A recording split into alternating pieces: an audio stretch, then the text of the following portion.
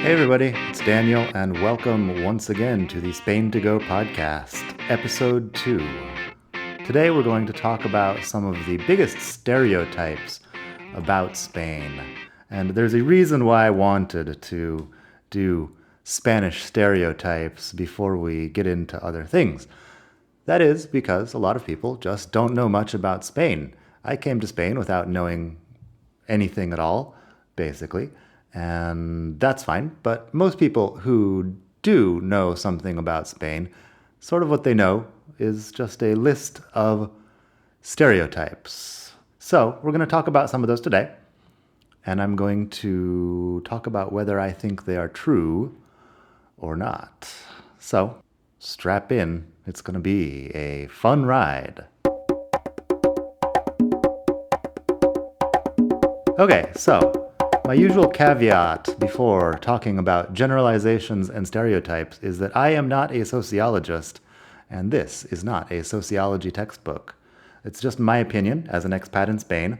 I've been observing Spanish people for about half my life at this point, since I moved here in 2004, and I know quite a bit about Spain and Spanish people.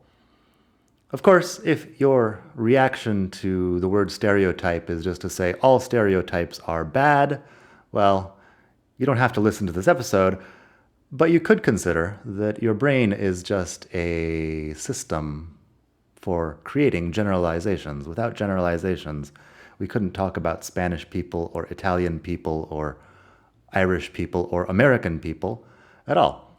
So I'm sure that you are not the typical person from whatever country you're from. I'm not the typical American unless I've just been deluding myself my whole life. But it's important to get that out of the way. So I'm going to be making some generalizations, talking about these generalizations, and that's about it. Let's go. Spanish people are lazy. This is our first generalization or stereotype about Spanish people. Are Spanish people lazy? Well, I think this one comes from the idea that people in Spain just spend a lot of time sleeping the siesta under an olive tree. And I suppose that's true for some people in rural areas. If you're an agricultural worker and you start picking grapes at dawn, then you might just end up sleeping under an olive tree at some point during the day. But if you work at an office in Madrid or Barcelona or one of the other larger cities, you probably do nothing of the kind. You end up eating a sandwich at your desk, or at most go out for a menú del día before getting back to work.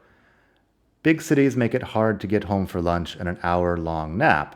In smaller towns, of course, the situation might be different, and if you're a shopkeeper who closes from 2 to 5 in the afternoon, you can probably fit a little nap in.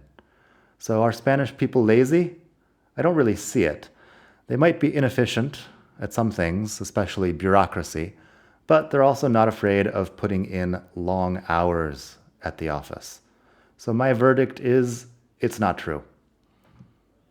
Second stereotype about Spanish people is that Spaniards are always eating paella. Are Spaniards always eating paella? Well, I'm not sure. Spanish people definitely have strong opinions about paella. A couple of years ago, Jamie Oliver published a recipe with chorizo in a paella, and a lot of people lost it. They started a whole thing on the internet about how there's never been chorizo in paella, which is, of course, absolutely false. But there is a definite strong feeling about how paella should be made. I've been told that it's not real paella unless it's got rabbit in it. Specifically, it should have some pieces of rabbit meat and liver or heart or lungs of a rabbit. So if you can stomach that, it's actually pretty good. And people in Valencia might consider that to be the only authentic paella. Other people say it should be made with seawater from the Mediterranean. However, if you're not in a position to be bringing large quantities of seawater home with you from your holiday, you might not be able to make a lot of paella the authentic Mediterranean seawater way. That's fine. Anyway, strong opinions aside, it's not like Spanish people eat paella every day. A lot of families will get together on a Sunday to have a giant paella lunch for 4 hours, And there's lots of restaurants where you can eat paella, but it's not day-to-day cuisine for most people. It's maybe once a week cuisine. Anyway, if you are here in Spain, do yourself a favor and find a real arroceria. You can just Google that and find a serious rice restaurant that will charge you a bit more, that has good reviews on Google Maps and stuff like that. Don't just go to Plaza Mayor or wherever, to the main touristy area, and find something with pictures of paella on the menu, because they'll probably just have some reheated stuff that you don't really want to eat. Spend more, get a good paella. It will definitely be worth it. So my verdict about Spaniards eating paella, it's partly true, but not all the time.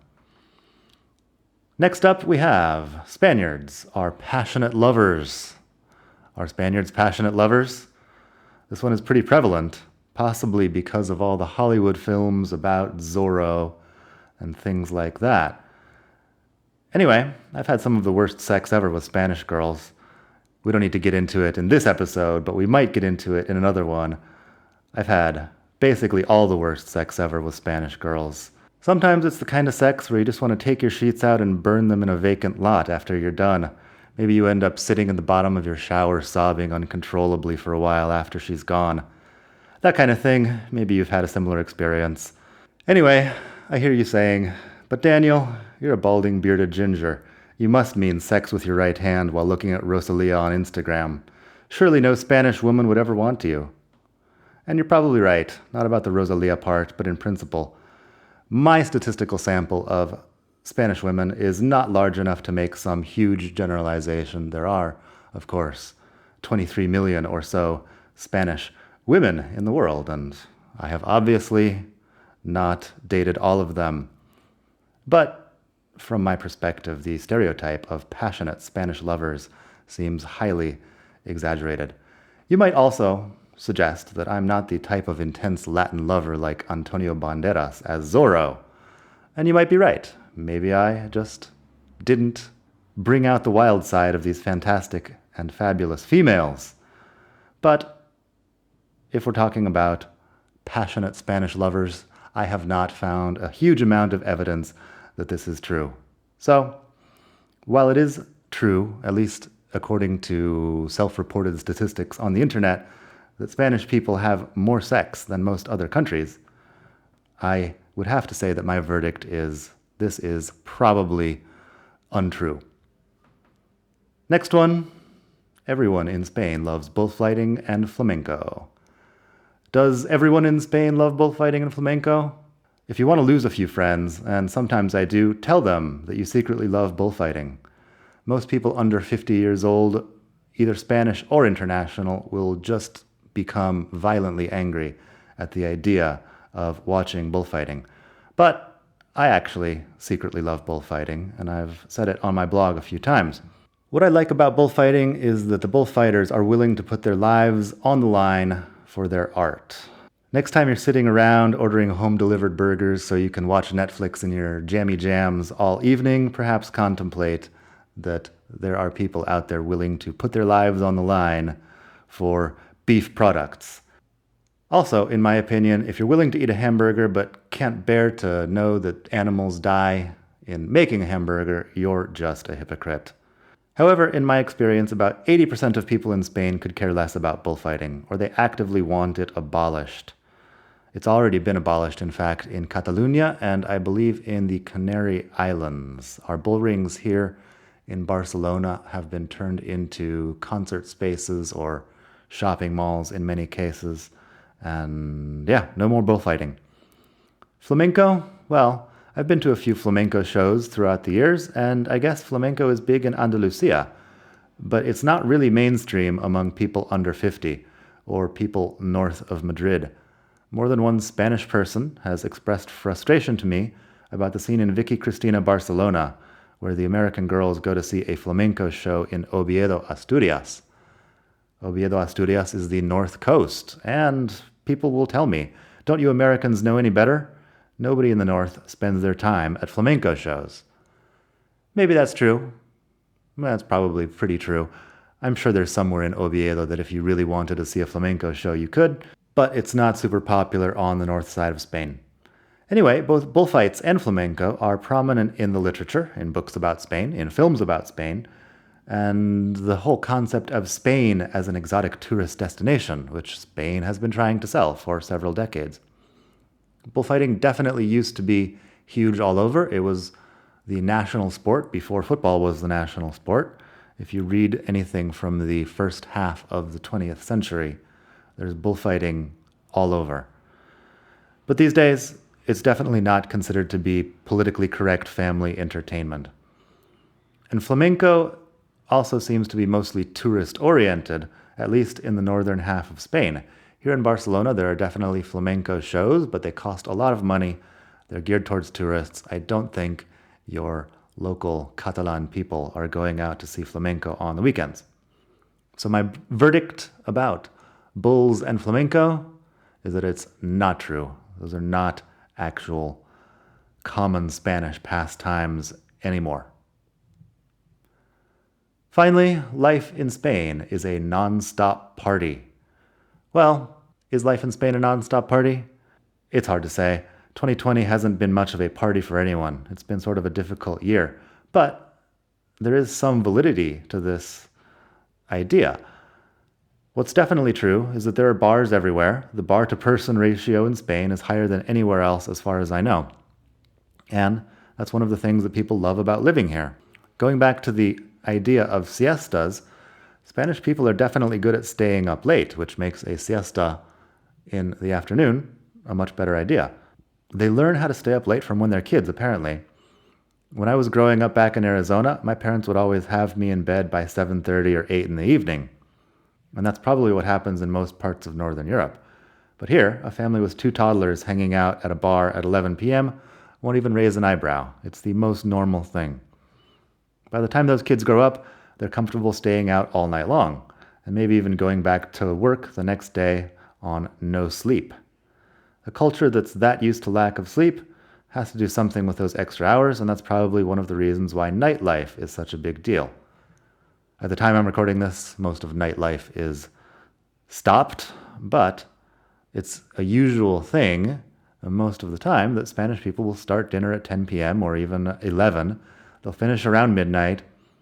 They'll go out to a disco. They'll go out to another disco after that, or another club after that, a chill-out bar or something. And they'll come home on the first metro the next day. It's typical. On the other hand, a lot of the Spain is so fun thing is also just something they try to sell to tourists. Many of the locals are working long hours. They don't have great salaries. They probably don't think that their life is a non-stop party. So sometimes you'll find these blogs written by people who have just moved here, Americans or whatever, who just moved here from Oklahoma City. They've been in Spain for 6 weeks, and of course they think it's fun. It is fun. But if you're earning a Spanish salary, you're earning 900 euros a month for 20 years, you might find it less fun later on. Anyway, partying definitely does happen, so I'm going to say that this one is, once again, partly true. So, out of these Spanish stereotypes, there's none that I would say are completely true. And that's the thing about stereotypes. It can only be partly true. Otherwise, it would just be a fact, and we wouldn't need to call it a stereotype. Is there anything I've missed? Any stereotypes about Spanish life that you can think of that you'd like me to talk about on a future episode? Please let me know. I'm very easy to find on Facebook, on Instagram, on the blog. Probably the best place to write to me would be at expatmadrid.com/contact. You can have a contact form, or you can send me an email. Anyway, it's been lovely spending this time with you today. I hope you have a great day. Swing past the blog, subscribe to the podcast, and enjoy your life. I'll talk to you soon. Bye.